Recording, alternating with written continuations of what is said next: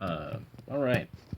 So one of the things that I was thinking before work here, it's like, oh, you should walk, and it'll be like, no, no, no. You got your coffee, got a little bit of herbal tea going, nice strong herbal tea, feeling good. So one of the things that had hit me about if you had wanted European welfare, a European style welfare system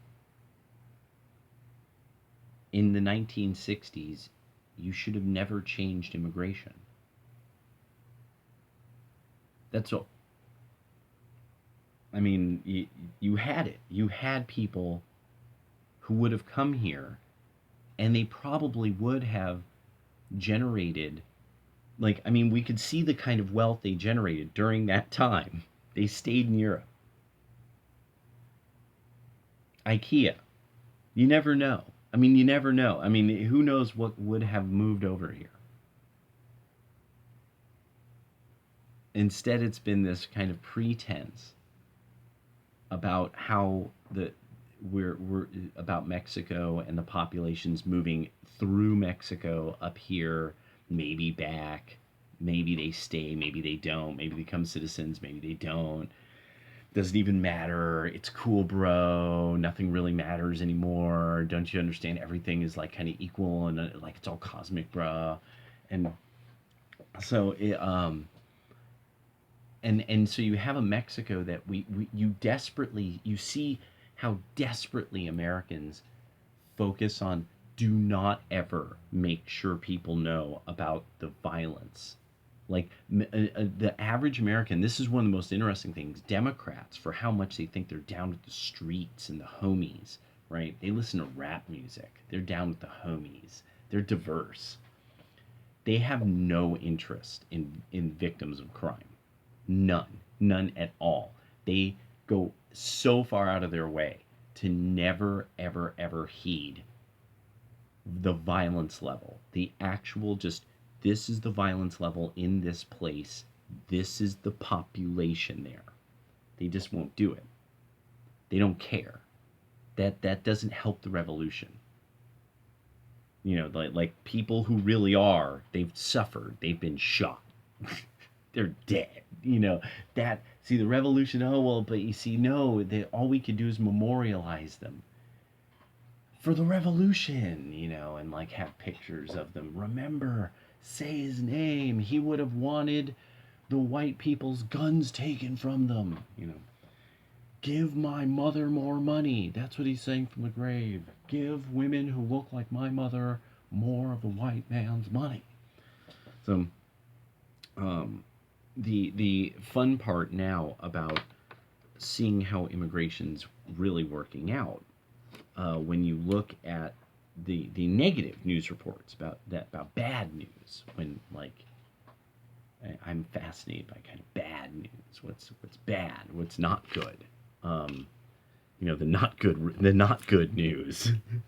um, you see these enclaves, these ethnic enclaves that sometimes will last generations. That Americans of Hispanic descent will sort of stay within that enclave and never really adapt out of it, or you'll see people who they will adapt out of it, and that they become then these this sort of divided, the Latino vote, this division in the Latino vote that especially if you live in places like California, Florida, the Four Corner states, you'll meet these people who they they really like they're shockingly disparaging of a lot of Latino people, and they resent this.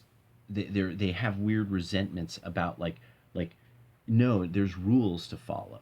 I follow the rules. My family follow the rules. You should follow the rules. They have certain resentments about, and then also towards society of why are you not enforcing the rules on these people? Like why are you wealthy Republicans using them for farm labor? Why are you Democrats using them as political pawns? It's just, so there's two different sides of even the political angle that this could come from, because I've seen some people kind of, you destabilized El Salvador. Now these people are here. What did you expect to have happen when you won't discuss the negatives of El Salvador to this day? Americans, why didn't you pay attention to this problem when it wasn't at your doorstep? And so this is, of course, a big part of this is this generational. Now, a generation is through 2 to 3 generations coming to terms with the development of the secret police, the state police and the secret police, and that they're attempting a coup. They helped the last two administrations kind of work in one long one long sequence to take away your right to privacy, and they surveil you now via all these tech companies that they gladly supported and then worked in tandem with the secret police, and that the son of the head and creator of the secret police in the form that we know it, and that was the last was the president before this last administration. And you can't find out all this oddly normal information about the last president and like his life, and more like the secretive nature of Barack Obama keeps becoming like this really problematic thing that's like breathtakingly problematic. Like, how did nobody how do we not know this about him at all? Like, how do we have none of this information at our access when anybody else would not really have a problem with this, being known about them? Um, the we're now coming to terms with the power of secrecy, of somebody not really playing by the rules, playing by some secret set of rules. This is really something kind of fundamental to American society, such as the introduction of a concept like the deep state. I mean, how we associate it with Turkey, and the influence of secret societies, and how the Sultanate had to have various groups that he played off against one another, and how Sufism a lot of times would mask the ways of groups that had to form. They had to form around a teacher because it attracted people who fundamentally were non-Turkic or were of other religions at another time, and this was the easiest way they could adapt to society, is having this group around them. And that now we see this with that in the United States, a fascination with secret societies, learning about them, creating on the right then this counter movement of, no, what we need to do is reanalyze Christianity, because there's no secrets in Christ, and there's supposed to be a truth there, and somehow it caused our ancestors to preserve so much, and what is it that we're not getting? And so that you see this sort of these fascinating movements in dissident Christianity now all over the right wing. And that the fall of the super preachers, that these super preachers are having a harder and harder time like really keeping the game going. It's hard to compete against all of these like Jay Dyers, all the people. Everybody wants they has their apologists that they go to, and it's great. It's absolutely fantastic. I mean, because now we know like all kinds of things, like the 20-something versions of the Quran. They're absolutely official Arabic versions of the Quran, and they all read differently. And you can get them to this day, right now.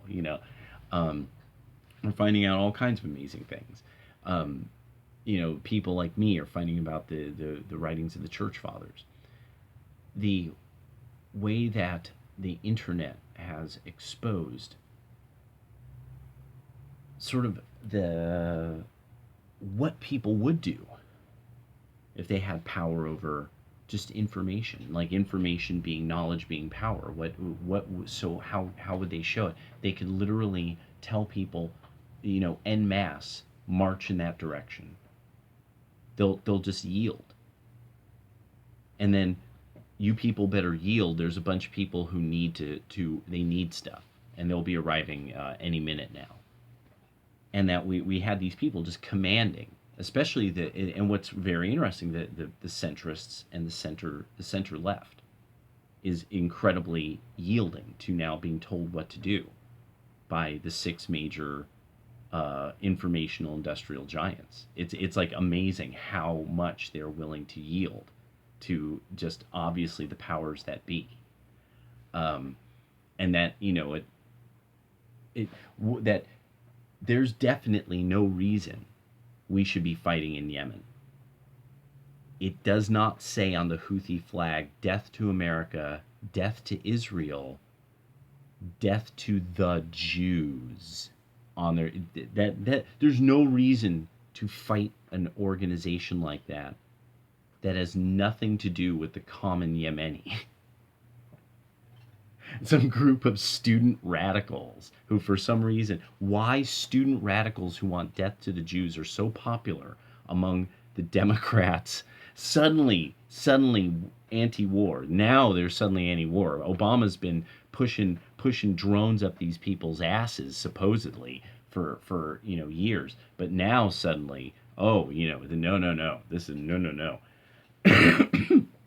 Mexico has people dangling from bridges, getting hacked to pieces by all these narco groups and all these semi quasi governments. Do the federales have power there? Who knows? Who fucking knows? And but it's no, none of that. No, it's a beautiful, orderly, amazing place that you should go vacation at. And there is no, these people are arriving because we have much and they have so little. What do you mean they have so little? What's happening there? Is there bad news happening there? Oh, but well, no. You see, you shouldn't pay attention. No, you see, it's complicated. You're white and you have stuff, and you should give it to them. You should put your children in debt because these people need to send remittances back. You see, don't you understand? That's morality. That's what's moral. That's what's good. Europe needs to acquire debt by handing out stuff to people so that, because these people need to send back remittances, the big banks need to clean up, a little skim off those remittances. Do you not understand how this system works? Do you not get it? This is how we roll. This is how we stay powerful. We're the liberals. We're hip. Look at our hair. Look, it's dyed in crazy colors. Look, we're wild and crazy. We're super hip. We listen to the hippest music. You are not hip. You're not being cool, dude. You need to hand my dad's money to these people. And so you would have had a system that might have worked, but you needed way more Europeans. You needed way more to come in rather than people who you literally brought in for the lowest level of labor, with absolutely the concept of they won't be allowed to go on welfare, and if they don't become citizens, they got to go home. And everybody reneged on this. The baby boomers reneged on this. Gen X, we kind of tried to hold somebody accountable, but nobody seemed to have any interest in discussing this. And so now this is what it's going to mean, is that Black Americans, you simply won't matter as a voting group. In about another 20 years, you literally will not matter as a voting group. You could all vote for Santa Claus every single election. It won't matter at all. Nobody, you're gonna just constantly get somebody who will come out and be like hot sauce, and then walk off like fuck you, and you'll get nothing. You'll get nothing. It's just you guys just never got this. And so what it is that it's also this thing of this is going to create sort of this bizarre sort of Latin black mestizo underclass, I guess, is the great dream or something, the great melting pot dream. Because when you look at who marries who, there's just and the thing that's the other thing, people don't really it takes generations for people to marry out. It does take generations typically for that to become a widespread thing, and it's not. And like especially among Black Americans, actually Black Americans really don't marry outside of Black America that much. So it's oh my God, it just, when I think about the immigration issue, and how liberals have played this so bad, and that when I was a Democrat, I'm like, this is not. Nobody is discussing the fundamental ethical. There's a stack of ethical problems happening here, and this is going to bite us in the ass at some point. If you're not honest, it compounds the problem. You still have not even approached, like, why is this happening. At some point you're going to have to discuss the production of food if that's what's happening. Only now we really understand that's a canard as well, that most of this immigrant labor has been going into the production of houses. And look how that's going for some place like Southern California, for California, major Californian cities in general. Look how that's going for the greater Seattle area. Look at Seattle and its homeless problem. Portland and its homeless problems. I mean, where's all these houses? There's sanctuary. These are sanctuary cities for. They have homeless. It's amazing. It's amazing how badly this has all this collision of good intentions and just simply not dealing with various fundamental problems of the human creature, because cultural Marxism does not view the human creature correctly at all. And this is one of these things that I at one point I just finally was like, no, unless you understand people's theology, you don't really understand people. The theology really follows a lot of their story as a people toward the truth, and that, yeah, and so there's just things like that when you understand some things about Taoist and Buddhist history, or Confucianism, and the roles it played in different countries. And okay, so this is the metaphysics that these people think of when they think of humans. The language is shaped around this at some point. There's images that you will still find that reflect this. Um, we still use Greek and Latin terms at their root, and Germanic terms and Anglo-Saxon terms to describe people. And so there's things at their root, and unless you kind of know something about those root concepts, you can't understand the created human being. And cultural Marxists, with their various schools of sociological study, and it's just kind of fascinating what some of it's fascinating, but a lot of it simply won't deal with, no, there's going to be people who will just simply deviate from being orderly. They just like it. They like being a problem. They like being dislikable. They just, it is enjoyable to them. And that's why you get the Austrian school with the praxeologists. Well, it's in some way it's completely not just logical to them. It's of some kind of psychic profit. Profitability, psychic profitability. There's something that they're enjoying from the experience. And which explains, like, when people talk about being torturers in North Korea, that they're talking about, like, that as they're no longer doing it, that it's becoming more and more psychologically difficult for them to discuss it, as they're now entering the world of other of people so vastly different, but that they will admit, no, they quite enjoyed it. They quite enjoyed their work as a torturer. People wouldn't join gangs unless it was psychologically profitable. I mean, it's just this. There's some weird myth that liberals come up with, that it's like, oh, people have to. They got to make money somehow, and their mama needs money, and they need the babies on titties, and oh, how are we going to pay the rent? And this is all bullshit. Most of this is mythology, and they desperately want life to be some Tupac music video, for a lot of it. No, they're joining it because it's some shit to do other than work. Nobody's being like, why aren't you not working? There's nobody will say that.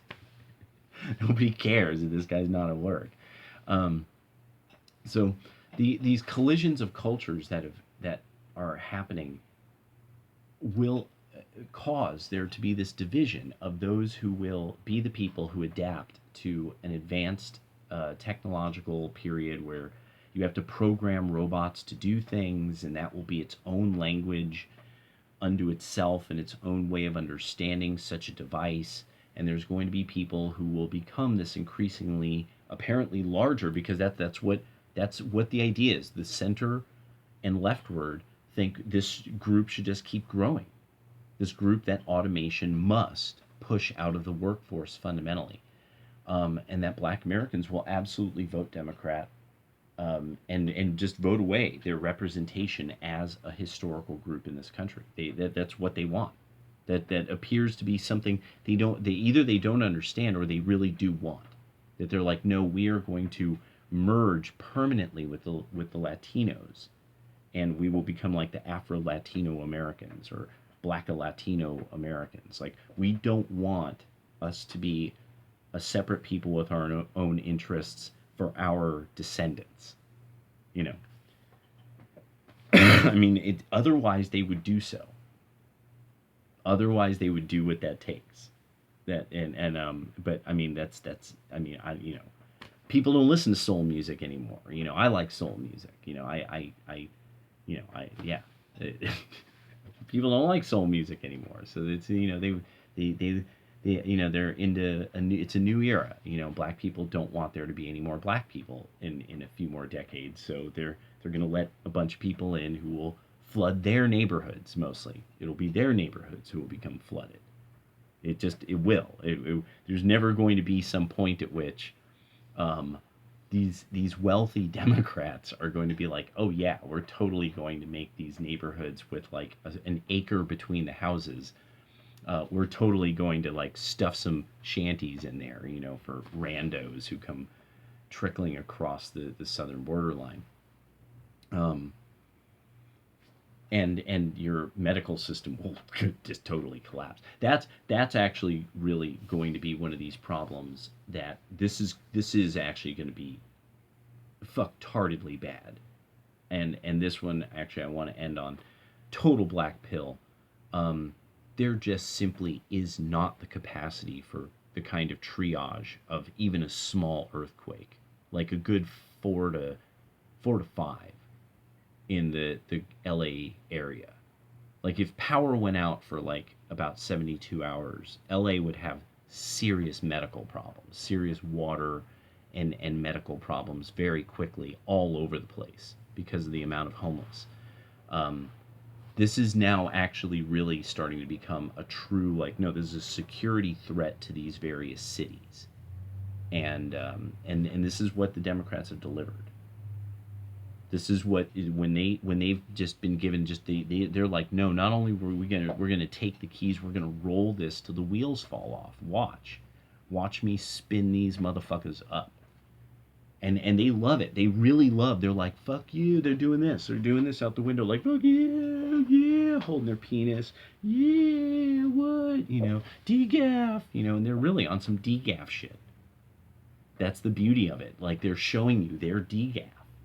And that's what people have to vote for. They have to either vote for somebody who it seems like somehow, you know, is doing this, is doing that, and then is like, bam, and then suddenly the whole trick comes off, and he's like, and Trump wins again, and all the dancing girls come out. They're like, Trump, you know, and the liberals are, oh, you know, exploding head Wojak, bright red Wojak, oh, you know, NPC Wojak running around going crazy, hating like fuck, pouring salt all over YouTube. Fuck you, YouTube. Fuck you.